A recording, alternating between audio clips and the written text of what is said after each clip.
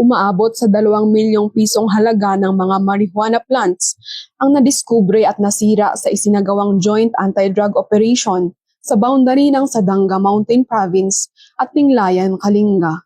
Naganap ang operasyon noong Agosto 15, 2026 bilang bahagi ng patuloy na pinaiigting na kampanya ng Mountain Province Police Provincial Office laban sa ilegal na droga. Pinagsanib puwersa sa operasyon ang mga kapulisan ng Mountain Province Police Provincial Office sa pamumuno ni Police Colonel Marcelo Polig, 1502 Regional Mobile Force Battalion 15 at Philippine Drug Enforcement Agency, Mountain Province. Sa isinagawang operasyon, natuklasan ang isang plantasyon na tinatayang may 50,000 marijuana seedlings. Standard drug price, 2 million pesos ang kabuuang halaga ng mga ito. Isinagawa naman kaagad ng operating team ang pagbunot at pagsunog sa mga marijuana plants sa mismong lugar upang mapigilan ang posibleng pagproseso at pagkalat ng mga ito. Muling nananawagan ng mga kapulisan sa publiko na maging mapagmatsyag at agad ipagbigay alam sa kinauukulan ang mga kahinahinalang aktibidad